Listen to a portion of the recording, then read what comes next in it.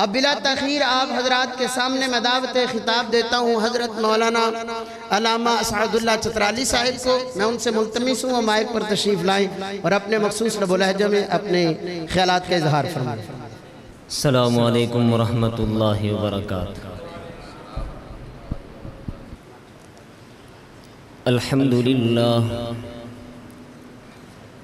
الحمد للہ وکفا وسلام علی عباده الذین اصطفى.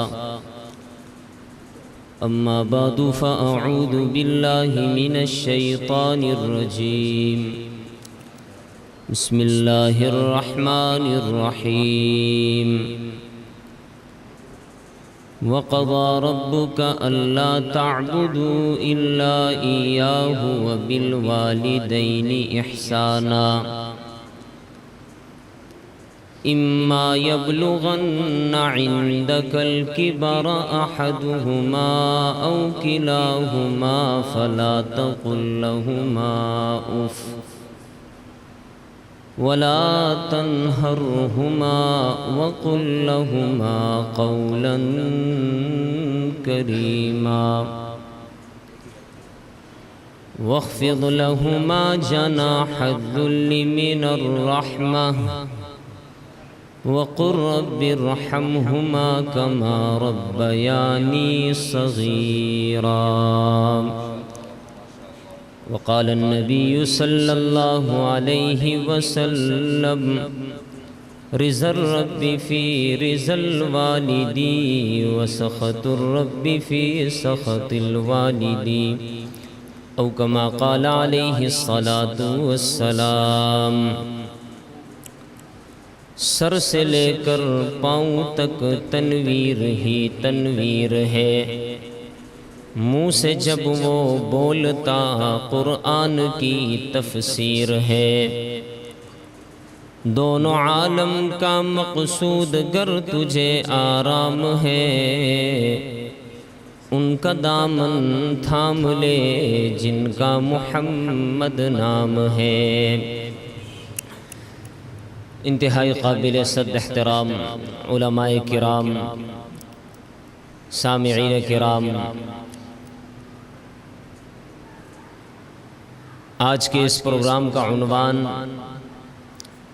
عظمت والدین ہے.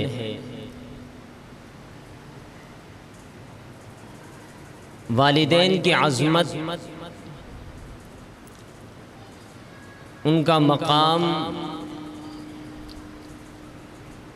اس کا اندازہ آپ یہاں سے لگا لیں کہ اللہ نے قرآن میں 5 جگہ 5 مرتبہ 5 مقامات پر ایک ہی مضمون دہرایا وَوَصَّيْنَا الْإِنسَانَ بِوَالِدَيْهِ،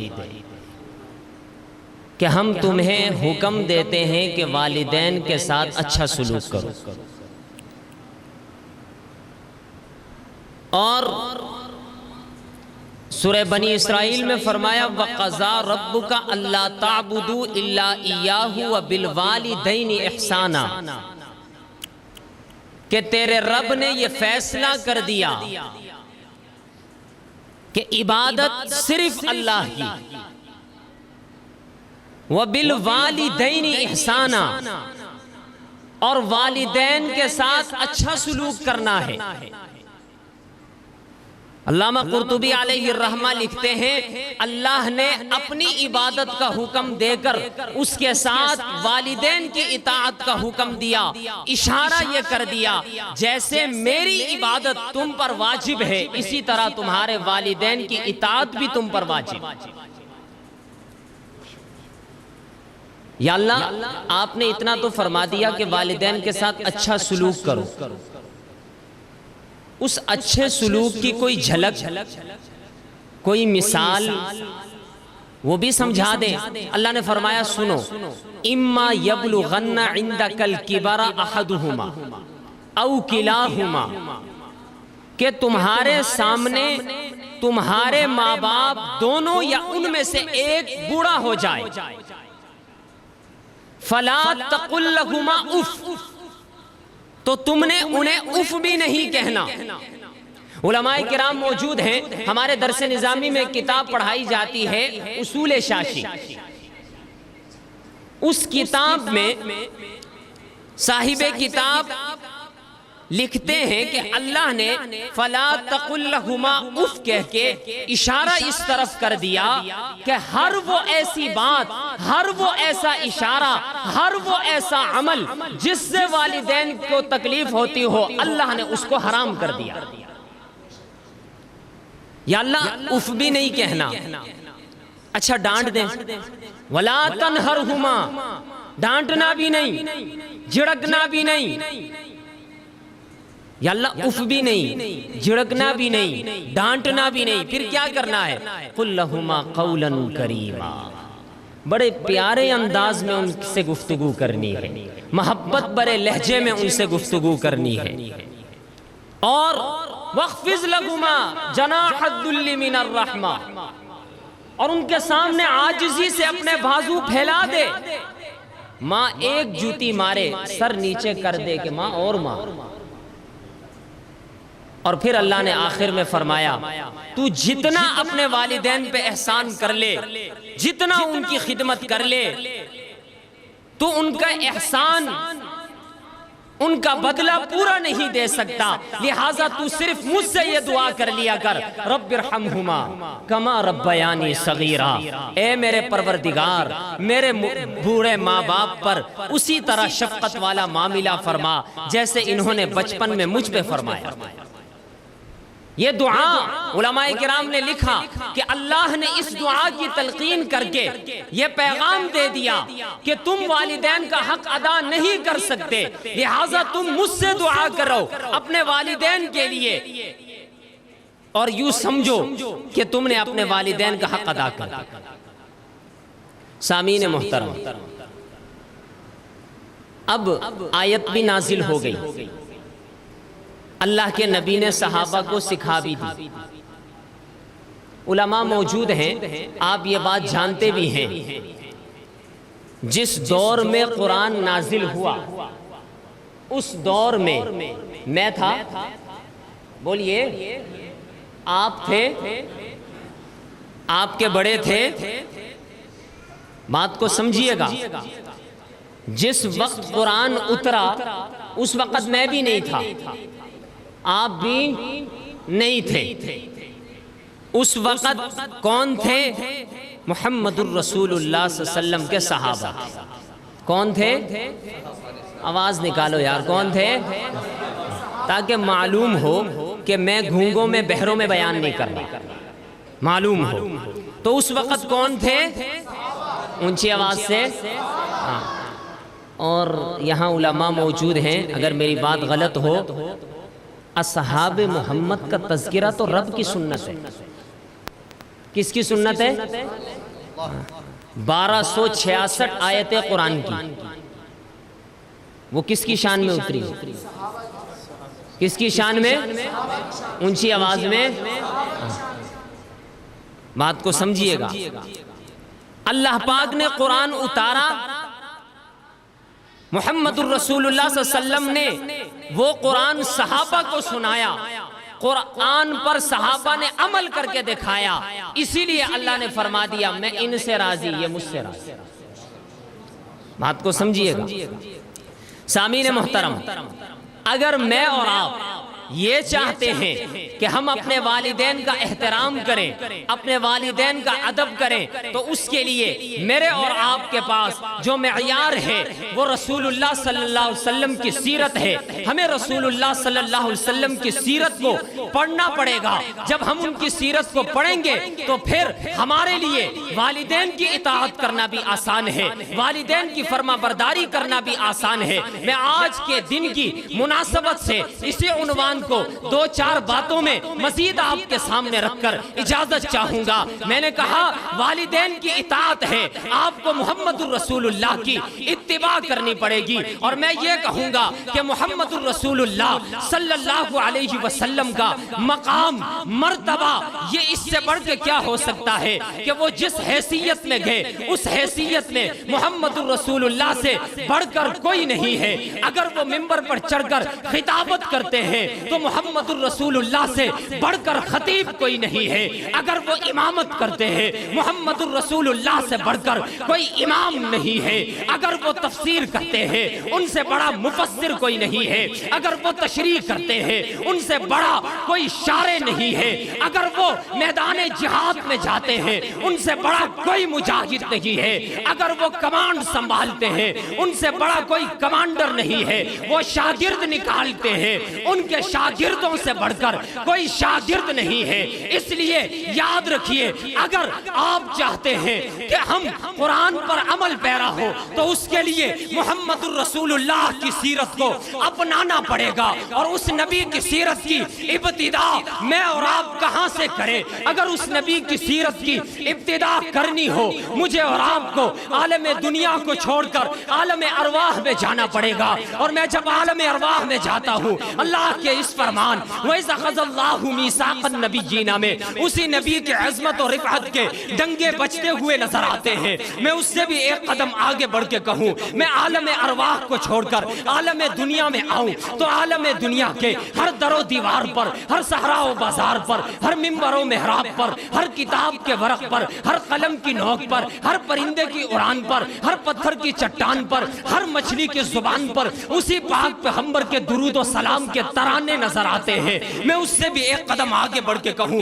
میں تورات کو کھولوں اسی پاک پیغمبر کا نام نظر آتا ہے۔ میں انجیل کو کھولوں اسی پاک پیغمبر کا مقام نظر آتا ہے۔ میں زبور کے صفحات کو کھولوں اسی پاک پیغمبر کا احترام نظر آتا ہے۔ میں قرآن کی آیات کو کھولوں اسی پاک پیغمبر کا اخلاق نظر آتا ہے۔ میں اس سے بھی ایک قدم آگے بڑھ کے کہوں میں دنیا میں آؤں کلمہ پڑھوں نام اسی کا ہے، کلمے کے بعد آذان کہوں آذان میں نام اسی کا ہے، آذان کے بعد تکبیر کہوں تکبیر میں بھی نام اسی کا ہے، تکبیر کے بعد نماز پڑھوں تو نماز میں بھی سلام اسی کا ہے، نماز کے بعد دعا مانگوں تو دعا میں بھی وسیلہ اسی کا ہے۔ میں کوئی عبادت کروں ذکر اسی کا ہے، کوئی اطاعت کروں ذکر اسی کا ہے، کوئی ریاضت کروں ذکر اسی کا ہے، میں قرآن کی تلاوت کروں ذکر اسی کا ہے۔ میں اس سے بھی ایک قدم آگے بڑھ کے کہوں میں مر جاؤں دنیا سے چلا جاؤں میرا انتقال ہو جائے تو میری نماز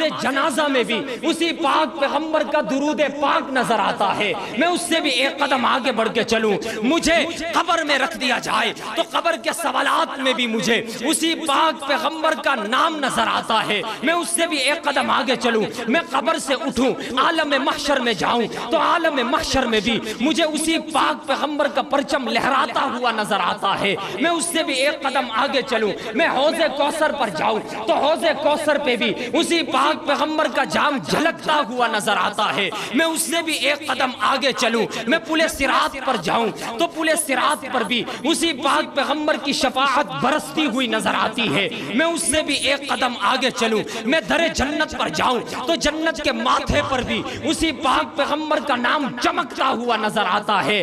الغرض میں اس سے بھی ایک قدم آگے چلوں میں در جنت پر جاؤں تو جنت کے در و دیوار پہ دیکھوں نام اسی کا نظر آتا ہے۔ میں جنت کی نہروں کی لہروں پہ دیکھوں میں جنت کے درختوں کے پتوں پہ دیکھوں میں جنت کے پھولوں کی پتیوں پہ دیکھوں میں جنت کی حوروں کی جبینوں پہ دیکھوں میں جنت کے غلماں کے سینوں پہ دیکھوں میں سدرۃ المنتہا کی انتہا پہ دیکھوں میں جنت کے محلات کی چوٹیوں پہ دیکھوں میں جنت کے ہیرے جواہرات موتیوں کو دیکھوں میں عرش و کرسی لوح و قلم کی جبینوں پیشانی پہ دیکھوں۔ اور حیدری مسجد والوں میرا جملہ سمجھ آئے یہاں بیٹھا کوئی شخص خاموش نہ رہے۔ الغرض تحت الثری سے لے کر عرش معلی تک میں جدھر جدھر نظر دوڑاتا ہوں ایک طرف ذکر خدا نظر آتا ہے ایک طرف ذکر مصطفیٰ نظر آتا ہے۔ یاد رکھیے اس نبی کی سیرت کی ابتدا کہاں سے کریں؟ اور میرے اکابر کا عقیدہ ہے کہ ساری دنیا کے ادیب، خطیب، مصنف، قلمدان، رائٹر، اتقیاء، اذکیاء، اصفیاء، مفسر، محدث مل جائیں اور مل کر میرے اور آپ کے آقا کی سیرت نگاری کرنا چاہیں، مدح سرائی کرنا چاہیں تو یہ سارے آخر میں شکست مان کر ہار تسلیم کر کے اپنے ہاتھ باندھ کر وہی کچھ کہنے پر مجبور ہوں گے جو ایک عربی شاعر نے 40,000 اشعار حضور کی شان میں لکھے اور آخر میں وہ یہ کہنے پر مجبور ہوا آقا تھکی ہے فکر رسا مداح باقی ہے قلم ہے آب لاپا مداح باقی ہے وقت تمام ہوا مداح باقی ہے تمام عمر لکھا مداح باقی. یاد رکھیے اس بات کو. تو سامعین محترم قرآن اور قرآن پر عمل کرنے کے لیے ہمیں محمد الرسول اللہ کی سیرت پر عمل کرنا ہوگا اور محمد الرسول اللہ کی سیرت کو اپنانے سے پہلے اصحاب محمد کی سیرت کو اپنانا پڑا. کوئی یہ کہے کہ صحابہ کو بیچ سے نکال کر میں حضور تک پہنچ جاؤں, نہیں پہنچ سکتے. کہیے بے شک, اونچی آواز سے اور اونچی آواز سے. آواز نہیں آئی, اور اونچی آواز. ہاں یاد رکھیے گا اس بات کو, اللہ محمد اصحاب محمد. یاد رکھیے ترتیب ہے. اصحاب محمد صلی اللہ علیہ وسلم کے بغیر آپ محمد صلی اللہ علیہ وسلم کو نہیں سمجھ سکتے اور محمد صلی اللہ علیہ وسلم کے بغیر آپ اللہ کو نہیں پہچان سکتے. یاد رکھیے گا اس بات کو. اس لیے سامعین محترم میں زیادہ طویل کلام نہیں کرتا, علماء کرام موجود ہیں. صرف آپ سے یہ کہوں گا کہ اپنے والدین کی قدر کریں. یاد رکھیے آنکھوں کی قدر اندھوں سے پوچھو کہ وہ بتائیں گے کہ آنکھیں کتنی بڑی نعمت ہیں. ٹانگ کی قدر لنگڑے سے پوچھو, وہ بتائے گا یہ کتنی بڑی نعمت ہے. ہاتھ کی نعمت اس سے پوچھو جس کے پاس یہ نہیں, وہ بتائے گا کہ یہ ہاتھ کتنی بڑی نعمت ہے. والدین کتنی بڑی نعمت ہے یہ ان سے پوچھو جن کے آج نہیں ہے, جن کے آج نہیں ہے. ایک مولانا صاحب کہ سیلاب آیا, آپ نے دیکھا کہ پی کے کی سائیڈ میں, تو ایک چھوٹا بچہ میرے پاس لایا گیا. وہ فرماتے ہیں چھوٹا بچہ, اور اس بچے نے آ کر مجھ سے لوگوں نے کہا حضرت اس کا سارا خاندان ڈوب گیا, سارا خاندان. تو میں نے پوچھا کہ اس بچے سے کون کون لوگ, اس نے کہا میرا بھائی بھی چلا گیا, بہن بھی چلی گئی. اس نے سارا بتایا. اس نے کہا میں تمہاری کیا مدد کر سکتا ہوں. اور مولانا صاحب فرمانے لگے, بچے نے کہا مجھے میری ماں لا دو, مجھے میری. وہ کہنے لگے کہ یہ قیامت تک یہ لفظ میں نہیں بول سکتا کہ میں اس کے لیے اس کی ماں کہاں سے لاؤں. جی ہاں, ہمارے ہاں المیہ یہ ہے کہ والدین جب تک زندہ ہوں ان کی قدر نہیں ہوتی.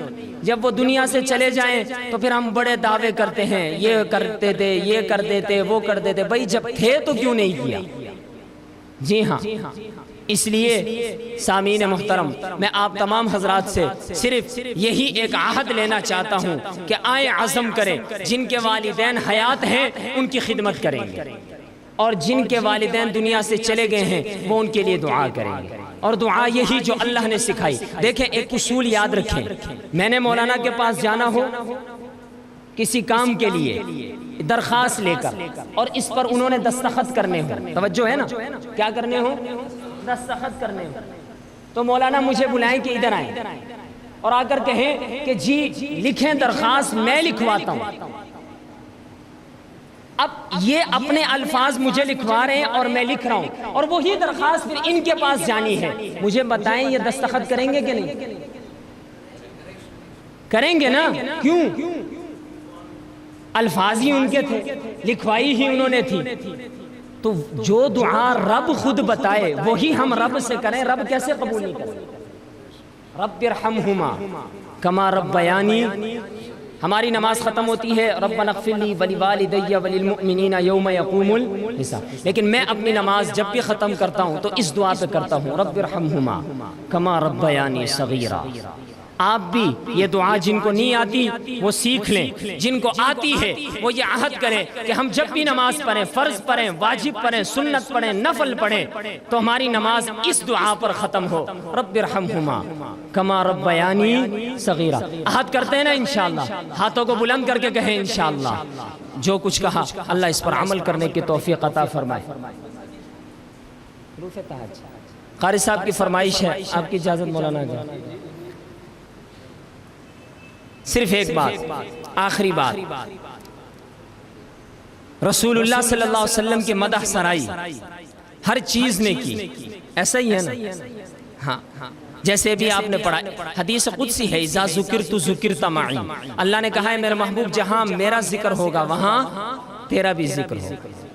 لکھنے والے نے لکھا کہ یہ جو حروف تہجی ہیں انہوں نے بھی حضور کی مدح سرائی کی، میں وہ صرف آپ کے سامنے رکھ کے اجازت مانگوں گا۔ الف نے کہا اللہ کا رسول آ رہا ہے، با نے کہا بانی اسلام آ رہا ہے، تا نے کہا تاجدار مدینہ آ رہا ہے، سا نے کہا ثروت والا آ رہا ہے، جیم نے کہا جلیل القدر آ رہا ہے، ہا نے کہا حبیب خدا آ رہا ہے، خا نے کہا خاتم النبیین آ رہا ہے، دال نے کہا دو جہاں کا والی آ رہا ہے، زال نے کہا ذالک الکتاب کہنے والا آ رہا ہے، را نے کہا رحمت للعالمین آ رہا ہے، زا نے کہا زمانے کا امام آ رہا ہے، سین نے کہا ساقی کوثر آ رہا ہے، شین نے کہا شافی محشر آ رہا ہے، صاد نے کہا صادق و امی آ رہا ہے، زاد نے کہا ضعیفوں کا ماوا آ رہا ہے، تا نے کہا طاہر و مطہر آ رہا ہے، زا نے کہا ظلمتوں کو مٹانے والا آ رہا ہے، عین نے کہا عرب کا تاجدار آ رہا ہے، غین نے کہا غریبوں کا مولا آ رہا ہے، فا نے کہا فقیروں کا مولا آ رہا ہے، قاف نے کہا قرآن والا آ رہا ہے، کاف نے کہا کالی کملی والا آ رہا ہے، لام نے کہا لوح و قلم والا آ رہا ہے،